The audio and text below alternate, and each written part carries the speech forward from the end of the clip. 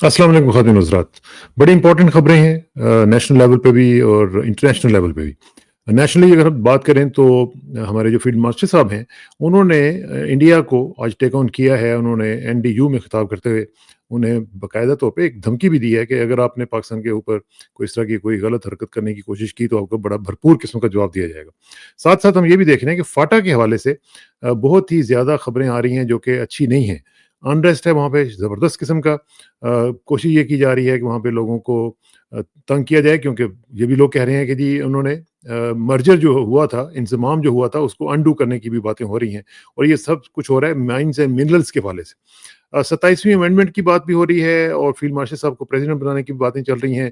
अगरचे ख्वाजा आसिफ कह रहे हैं कि ऐसी कोई बात नहीं है। सदर ज़रदारी पे उनको बड़ा एतमाद है। लेकिन हम साथ-साथ ये भी देख रहे हैं कि इमरान खान के जो साहबज़ादे हैं कासिम खान, उन्होंने भी एक ट्वीट किया है और उन्होंने अपनी ट्रवेल्स की बात की है कि क्या उनके यहाँ हो रहा है और किस तरीके से पाकिस्तान में रूल ऑफ लॉ की बिल्कुल धज्जियाँ उड़ाई जा रही हैं। इंटरनेशनली अगर देखा जाए तो ईरानियन प्रेसिडेंट जो हैं उन्होंने ये कहा है कि इसराइल उनको कत्ल करना चाहता था और उनके ऊपर कातलाना हमला भी किया, और ये उन्होंने जो टकर कार्लसन है उनको इंटरव्यू दिया है। नेतन्याहू साहब वाशिंगटन में हैं, उन्होंने भी नॉमिनेट कर दिया है सदर ट्रंप को नोबेल पीस प्राइज़ के लिए। तो अब पाकिस्तान और नेतन्याहू जो हैं वो दोनों एक पेज पे आ गए हैं। गज़ा की जंगबंदी की बातें हो रही हैं। उसके कितने इम्कानात हैं। इसराइली डिफेंस मिनिस्टर ने बात की है, लेकिन उन्होंने साथ ये भी कहा है कि वो एक कंसंट्रेशन कैंप, जिसको ह्यूमैनिटेरियन कैंप वो कह रहे हैं, वो लेकिन वो होगा वो कंसंट्रेशन कैंप, एक सदर्न सिटी जो रफ़ा है वहाँ पे वो बनाने की कोशिश कर रहे हैं। और साथ ही साथ ट्रंप साहब जो हैं उन्होंने मज़ीद टैरिफ जो हैं वो जापान और कोरिया पे इम्पोज़ कर दिए हैं। पाकिस्तान, इसराइल जो हैं उनके बारे में जो खबरें आ रही हैं उनका भी तजिया करेंगे और इन तमाम अमूर पर गुफ्तगू करने के लिए हमारे साथ तशरीफ रखते हैं साबिक सफीर पाकिस्तान जनाब करामतुल्लाह गौहरी साहब। गौहरी साहब अस्सलाम वालेकुम जी। वालेकुम अस्सलाम कसाना साहब। बहुत शुक्रिया गौहरी साहब। सबसे पहले तो ये बताइएगा कि ये जो हम सूरत हाल देख रहे हैं पाकिस्तान के अंदर, उसमें रोज़ाना ये खबरें आ रही हैं कि जनाब पाकिस्तान में 27वीं अमेंडमेंट हो रही है। फील्ड मार्शल साहब जो हैं वो अब प्रेसिडेंट बनना चाहते हैं, और आज उन्होंने थोड़ा-सा प्रेसिडेंशियल किस्म की तकरीर भी की है एनडीयू में, और उन्होंने इंडिया को टेक ऑन किया है, उनको थ्रेट भी दिया है। What's your take on it? हाँ, आसार यही लगते हैं कसाना साहब के फील्ड मार्शल साहब जिन्होंने अपने सर पर खुद ही ताज रख लिया है और अपने जो बाजगुजार जो सियासी गुमाश्ते हैं उनसे तौसीक करवा ली है, तो अब वो बिल्कुल उसी रूप में आना चाहते हैं जिसमें हमारे एक पहले खुद साख्ता फील्ड मार्शल अयूब खान थे। ठीक जी। है। और आपको मालूम है कि अदालतें हमारी हमारे मुल्क की तारीख तो सियाह तारीख यही है कि हर ताले आज़मा का साथ देने वाली हमारी आला अदलिया रही है। बिल्कुल।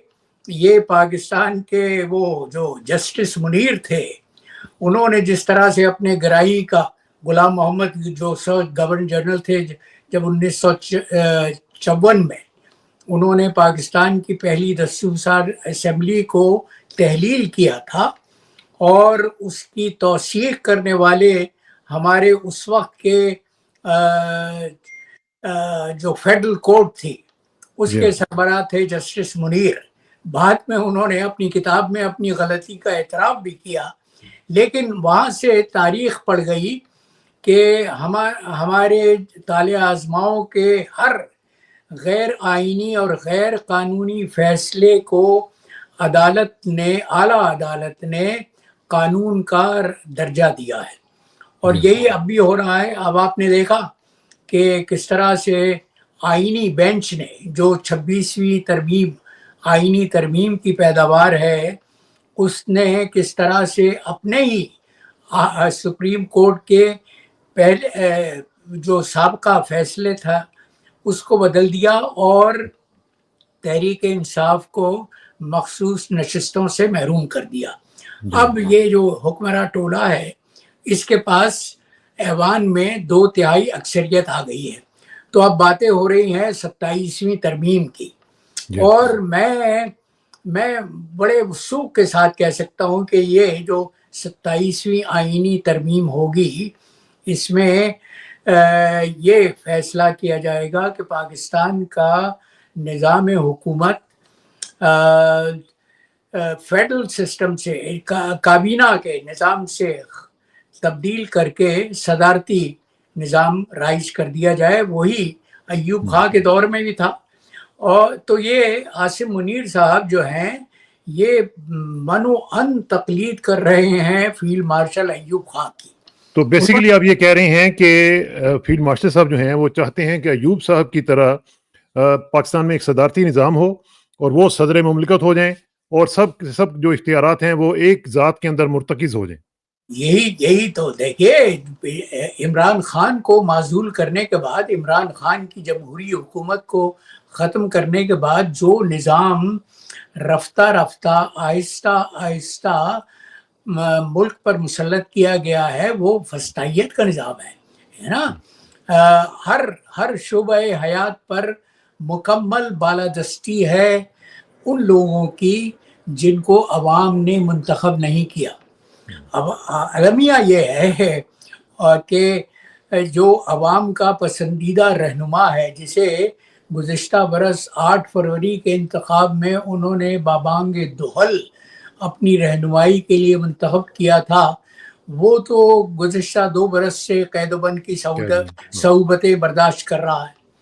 और वो लोग वो जिन्हें अवाम ने रद्द कर दिया था, मुस्तरद कर दिया था, वो मसनदे इक़्तिदार पर बिठा दिए गए हैं और बिठाए गए हैं सिर्फ इसलिए ताकि जर्नलों की बालादस्ती कायम रहे।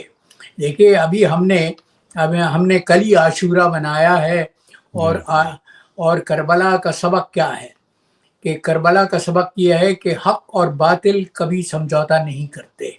तो इमरान खान के हवाले से भी ये जो बाज़ एंकर्स और बाज़ तजिया निगार जिनके मुताल्लिक सबको मालूम है कि वो किसका खाते हैं और उसी का गाते हैं, तो ये मुख्तलिफ अफवाहें गाहे बगाहे फैलाई जाती रही हैं कि इमरान खान समझौता करने वाला है, इमरान खान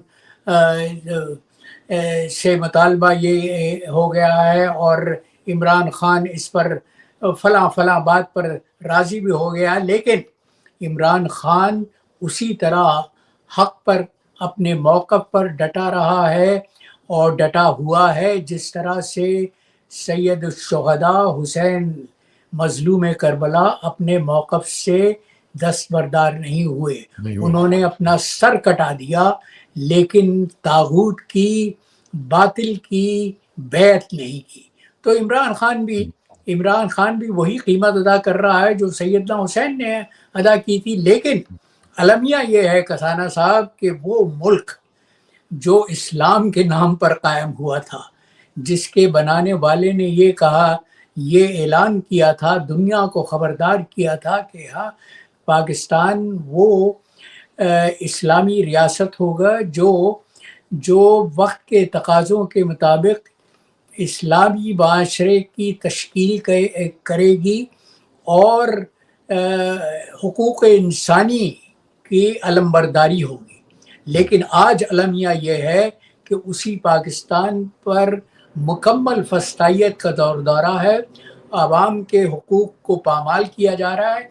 आज मैंने आपको एक वो वीडियो भेजी थी ओपरा विनफ्री की। और देखिए ओपरा का जो मकाम है वो दुनिया को मालूम है कि वो अमेरिका के इंतहाई मोतबर हस्तियों में शुमार की जाती हैं जिनकी बात को दर्जा दिया जाता है। एक ज़माने में one of the richest women भी वो थी जी। और उन्होंने अपने ये जो ताज़ा वीडियो है उसमें यही कहा है कि अभी जो पिछले महीने जो वाइट हाउस में एक मुतलकुल अनान फरमारवा को ये मनसब और हैसियत दी गई कि उसको लंच पे मदऊ किया गया। और उन्होंने ये कहा है कि जो वाइट हाउस जो ऐवान इक़्तिदार है वहाँ पर जब किसी को लंच पर मदऊ किया जाता है या खाने की मदऊ किया जाता है तो उसकी कीमत तय हो जाती है, उसकी कीमत वसूल की जाती है। और ये जो मुख्तलिफ ज़राए से इत्तलात आ रही हैं कि हमारे फील्ड मार्शल साहब को जो لنچ کھلایا گیا تھا اور جو 2 گھنٹے کا مذاکرات ہوئے. تو آپ کو معلوم ہے کہ مغربی ثقافت میں تو فری لنچ کا کوئی تصور ہی کوئی نہیں ہے. تصور ہی نہیں ہے. صحیح بات. کوئی تصور اچھا نہیں. غور صاحب اس میں ذرا تھوڑا سا مجھے یہ بھی بتائیں اسی کو لنک کرتے ہوئے کہ یہ جو فاٹا میں چیزیں چل رہی ہیں، فاٹا میں بہت انریسٹ ہے، لوگ وہاں پہ احتجاج کر رہے ہیں، میڈیا تو آپ کو پتہ ہے خاموش رہتا ہے. وہ جو مرجر ہوا تھا، جو انضمام ہوا تھا، اس کو لوگ کہہ رہے ہیں کہ شاید انڈو کرنے کی کوششیں ہو رہی ہیں صرف مائنز اینڈ منرلز کے لیے، تاکہ وہ فیڈرل گورنمنٹ کے انڈر آ جائے اور یہ آرام سے جو چاہیں وہاں پہ کر سکیں. وہاں پہ لوگ جو ہیں وہ کہہ رہے ہیں کہ جی ہم اس کو یہ نہیں کرنے دیں گے، اور بہت زیادہ وہاں پہ انریسٹ ہو رہا ہے، لوگ وہاں پہ احتجاج کر رہے ہیں. کیا آپ سمجھتے ہیں کہ یہ بھی اوور آل ایک جو سینیریو آپ نے ڈرا کیا ہے اسی کی ایک کڑی ہے؟ یقیناً کسانہ صاحب یہ اسی کا تسلسل ہے. دیکھیے فیلڈ مارشل صاحب کو جو وائٹ ہاؤس میں 2 گھنٹے کا لنچ کھلایا گیا تھا تو اس کے بعد مطالبات کی ایک فہرست بھی انہیں تھما دی گئی تھی. اور کچھ تجزیہ نگاروں نے یہ کہا ہے کہ وقت کی پابندی، کیونکہ ٹرمپ کا تو یہ انداز ہے کہ وہ جی ہاں. 1 ہفتے 2 ہفتے کی بات کرتے ہیں اور کہتے ہیں کہ اتنا وقت ہے تمہارے پاس، اس وقت میں اگر یہ کام کر سکو تو ٹھیک ہے، ورنہ پھر پابندیوں کا سامنا کرنا پڑے گا. تو ہمارے فیلڈ مارشل صاحب کو جو فہرست مطالبات کی تھمائی گئی ہے اس میں سر فہرست تو یہ ہے کہ پاکستان اسرائیل کے وجود کو تسلیم کر لے اور اس کے ساتھ سفارتی تعلقات استوار کر لے. دوسری جو مطالبہ ہے، جو بہت بڑا مطالبہ ہے، اور دیکھیے ٹرمپ کے پس منظر کو جانتے ہوئے ٹرمپ کا جو کیریئر ہے اور جو ان کی شہرت ہے وہ اس حوالے سے ہے کہ وہ تو ایک تاجر پیشہ انسان ہے اور ٹرانزیکشنل ہے. ہر سودے میں وہ نفع نقصان تلاش کرتے ہیں. تو اب انہوں نے جو محض آرائی چین کے خلاف اختیار کی ہے، جس کو اپنی پالیسی کا منشور بنایا ہے، اس کی وجہ سے وہ جو قیمتی دھاتیں ہیں، ریئر منرلز جو کہلاتی ہیں، ان کی سپلائی امریکہ کو بند ہو جانے کا خطرہ پیدا ہو گیا ہے. تو اب متبادل ذرائع تلاش کیے جا رہے ہیں اور پاکستان اطلاعات کے مطابق اور ماہرین کے جو دریافت ہے اس کے مطابق پاکستان میں یہ جو قیمتی دھاتیں ہیں، جو ریئر منرلز ہیں، وہ بکثرت موجود ہے. اور کہتے ہیں کہ ٹریلین ڈالرز میں ہے، ٹریلین ڈالرز سے زیادہ. جی یہی ماہرین کا کہنا ہے، تجزیہ نگاروں کا کہنا ہے. تو پاکستان کو تو امریکہ نے ہمیشہ استعمال کیا ہے اپنے مفاد کے لیے، اپنے مفادات کے فروغ کے لیے. اور پاکستان کے طالع آزماؤں کی تاریخ بھی یہی رہی ہے، بد نصیبی سے، بدقسمتی سے کسانہ صاحب، کہ وہ امریکہ جب ان سے کوئی مطالبہ کرتا ہے تو وہ سر تسلیم خم کر دیتے ہیں. امریکہ کے احکامات سے سرتابی کسی طالع آزما کے لیے ممکن نہیں ہے. وہ تو ہمارے جنرل ضیاء الحق تھے جنہوں نے افغانستان کے جہاد کے آغاز پر جب صدر جمی کارٹر نے ان کو ایک پیشکش کی تھی تو وہ سمجھتے تھے کہ ان کا خیال یہ تھا کہ پاکستان سے جن خدمات کا تقاضا کیا جا رہا ہے اس کے مقابلے پر جو قیمت پاکستان کو دی جا رہی ہے وہ بہت کم ہے. تو انہوں نے اس وقت یہ کہا تھا کہ امریکہ کی طرف سے جو امداد ہے وہ پینٹس کے برابر ہے، مونگ پھلیوں کے برابر ہے. اور ستم بالائے ستم یہ تھا کہ جمی کارٹر پینٹ فارمر کے نام ان کا پس منظر بھی یہی تھا.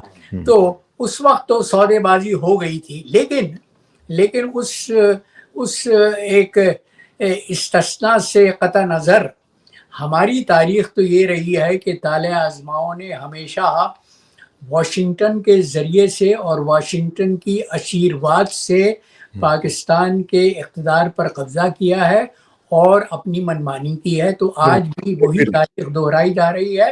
عاصم منیر جو ظاہر ہے کہ جن کے متعلق پاکستان کا مقبوضہ میڈیا میں کہتا ہوں، جو مین اسٹریم میڈیا ہے، وہ تو پوری طرح سے فسطائیت کے چنگل میں ہے. تو وہاں جو داد و تحسین کے ڈونگرے برسائے جا رہے ہیں فیلڈ مارشل صاحب پر کہ انہوں نے جو اعزاز حاصل کیا ہے صدر ٹرمپ کی میز پر لنچ کھا کے، وہ پاکستان کے کسی سپہ سالار کو ویسے غور صاحب وہ تو ہے، لیکن ساتھ ساتھ ہم یہ بھی دیکھ رہے ہیں کہ جو بات پاکستان نے کی تھی، پریزیڈنٹ ٹرمپ کو نامینیٹ کیا تھا، وہی آج نیتن یاہو صاحب نے بھی نامینیشن کر دی اور ان کو لیٹر پکڑا دیا کہ جناب ہم نے یہ لیٹر لکھ دیا ہے نوبل پرائز اس کی جو کمیٹی ہے، اور وہ بھی، تو اس کا مطلب ہے کہ ہم دونوں سیم پیج پہ آ گئے ہیں۔ ہاں یقیناً اور دیکھیے یہ فیصلہ ان لوگوں کا ہے جنہیں پاکستان کے عوام کی اکثریت نے منتخب نہیں کیا، تو یہ تو منمانی ہو رہی ہے، مطلق العنانی ہو رہی ہے، اور پاکستان میں جمہوریت کی جڑوں کو ویسے ہی کبھی مضبوط ہونے نہیں دیا گیا، لیکن جو کچھ بھی ہلکی پھلکی جو بودی جڑیں ہیں ان کو بھی اب زمین سے اکھیڑ کر پھینکنے کی بات ہو رہی ہے۔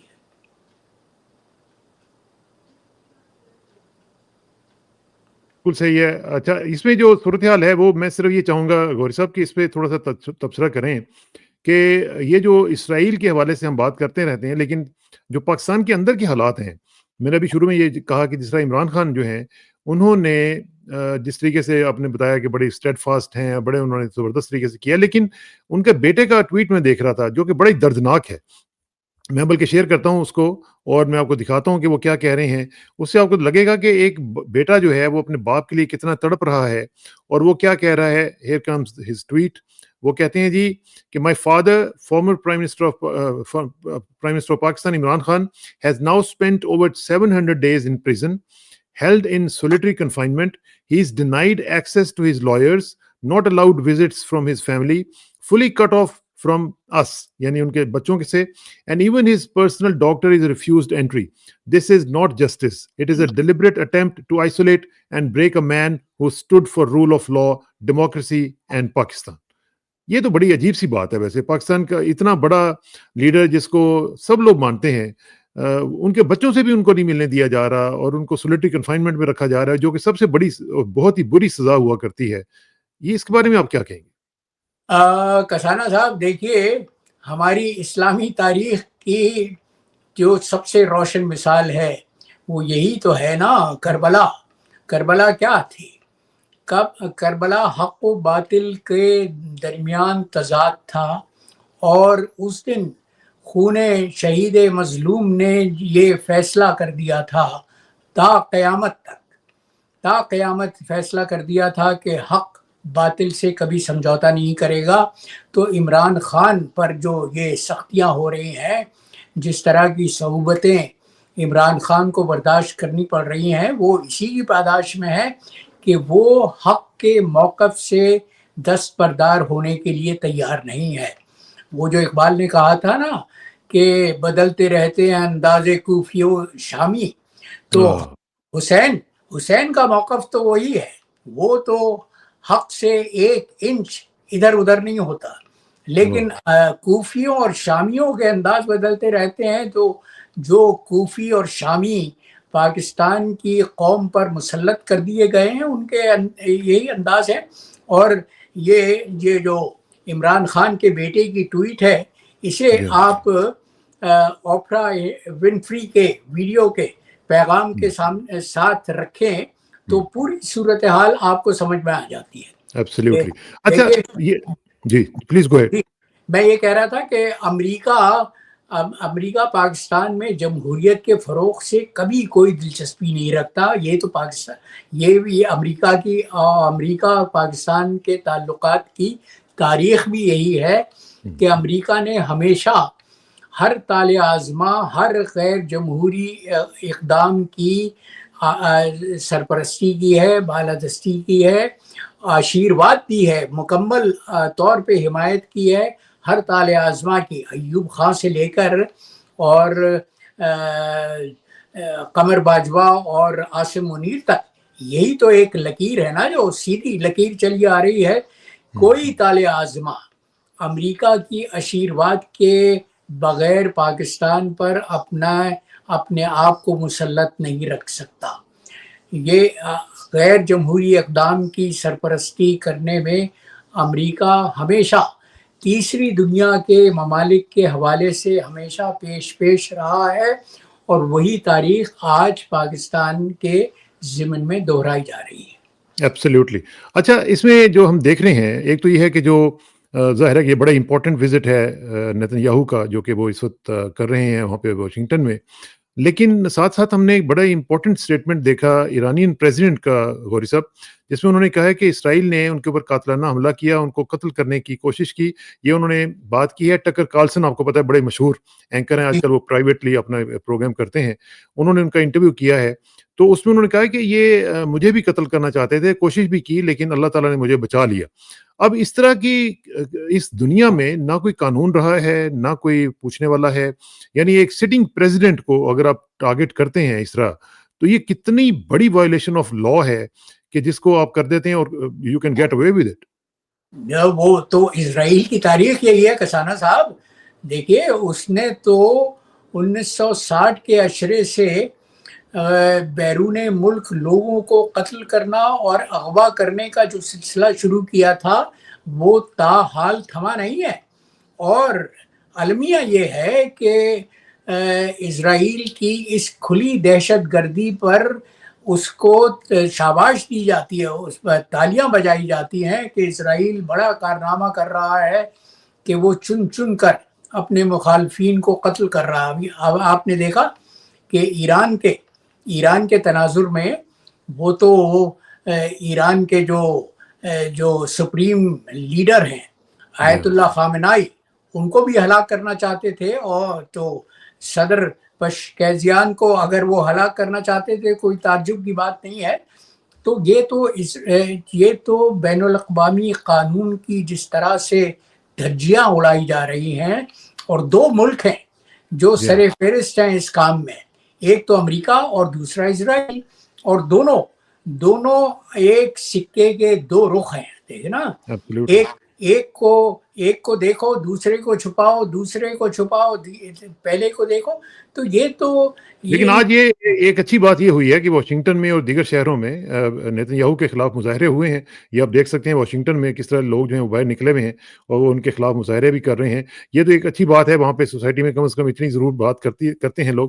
لیکن ایک ساتھ ساتھ جو بڑی امپورٹنٹ بات آج ہوئی ہے وہ یہ ہوئی ہے کہ ان کے جو وزیر دفاع ہیں اسرائیل کے، انہوں نے کہا جی کہ ہم جنگ بندی کے لیے تیار ہیں، لیکن اس میں انہوں نے شرائط مختلف قسم کی رکھی ہیں، جس میں انہوں نے یہ بھی کہا کہ ہم ایک رفح جو کہ سدرن سٹی ہے اس میں ایک کیمپ بنائیں گے، جس کو وہ کہہ رہے ہیں کہ ہیومینیٹیرین کیمپ ہوگا، لیکن جو ماہرین ہیں وہ یہ کہہ رہے ہیں کہ یہ کنسنٹریشن کیمپ ہوگا، جس طرح آپ کو پتا ہے کہ نازیز نے بنائے تھے اور جس طریقے سے یہ یہودیوں کے ساتھ سب کچھ یہ کچھ ہوا تھا۔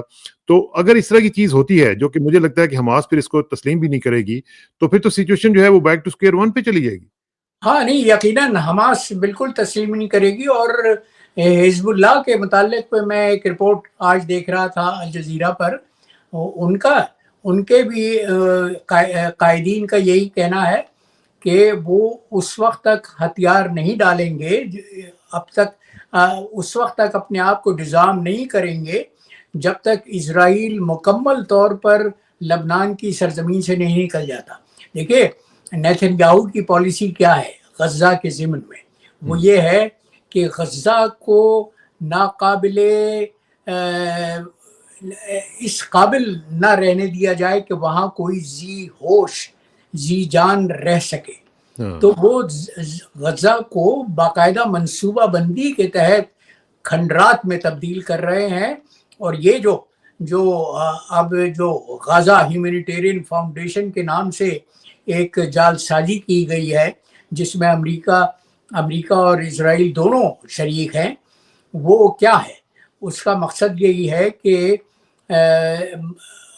غزہ کے مظلوموں کو اتنا پست کر دیا جائے، اتنا مجبور کر دیا جائے کہ وہ ان کیمپوں میں رہنے کے لیے تیار ہو جائیں، آمادہ ہو جائیں، اور اسرائیل کا وہ مقصد حاصل ہو جائے کہ وہ غزہ سے فلسطینیوں کو مکمل طور پر نکال دینا چاہتا ہے۔ ایبسلیوٹلی۔ اور میں یہی میں آپ کو بتا رہا ہوں کہ جو اسرائیلی ڈیفینس منسٹر ہیں، جن کا نام ہی اسرائیل کیٹس ہے، وہ انہوں نے IDF جو کہ اسرائیلی ڈیفینس فورسز ہیں، یعنی جو ان کی آرمی ہے، اس کو انہوں نے کہا ہے کہ ایک پلان پریپیئر کریں to establish a camp to concentrate the entire civilian population of Gaza on the ruins of the southern city of Rafah. जो मैं आपको बता रहा हूँ, ये जो उनका अखबार है हारिट्स, उसमें उन्होंने ये को रिपोर्ट किया है. वो कह रहे हैं कि once Palestinian civilians are pushed into what he is calling humanitarian city, they will not be allowed to leave. आप जरा देखें, they will not be allowed to leave. The idea is to first transfer 600,000 civilians from the Al-Masabi tent camp on the coast in southern Gaza, followed by the rest of the civilian population. तो और concentration camp क्या होता है? यही तो होता है. हाँ, यही है. और देखिए क्या मजाक है तारीख के साथ कि ये खुद भी रहे हैं पर वो लोग अमल पैरा हैं जो अपने आप को दुनिया की तारीख का सबसे बड़ा मजलूम बताते हैं. हिटलर के खिलाफ उनको क्या गिला है? यही गिला है ना कि उसने यहूदियों को कंसंट्रेशन कैंपों में रखा हुआ था जहां उनकी जानें ली जाती थी. तो ये तो फलस्तीनी मजलूमों को ग़िज़ाई हवाले से तरसा कर मार रहे हैं. लेकिन एक चीज अच्छी हुई है कि ब्रिक्स ने कम से कम ऐलान किया है कि वो गजा के साथ हैं, और उन्होंने ये भी कहा है कि कंप्लीट विड्रॉल की जाए इसराइली ट्रूप्स की वहाँ से गजा से. और वो कह रहे हैं कि जो all parts of occupied Palestine territory जो हैं उनमें से वो निकले वहाँ से, और तमाम हॉस्टेजेस जो हैं और रिटेनीज जो हैं उनको छोड़ा जाए. और जॉइंट डिक्लेरेशन जो उन्होंने किया है, उन्होंने ये भी कहा है कि हम सपोर्ट करते हैं Palestinian peoples right to self determination के लिए. तो मेरा ख्याल है कि कम से कम इतना थोड़ा सा असर शायद जरूर होगा इसका. लेकिन इसके जवाब में ट्रम्प साहब ने क्या धमकी दी है? उन्होंने ये धमकी दी है कि टैरिफ लगा देंगे. ये ब्रिक्स के हर मुल्क पर, हर रुकन मुल्क पर 10% इजाफी टैरिफ लगा देंगे. हाँ, वो आज भी उन्होंने जापान और कोरिया पे भी लगा दिया है. बहरहाल इस पे हम देखते रहेंगे. बहुत बहुत शुक्रिया गौरी साहब. इंशाल्लाह आपसे जल्दी मुलाकात होगी. Thank you very much for your time ji, and C you soon. अस्सलाम वालेकुम. खुदा हाफिज़.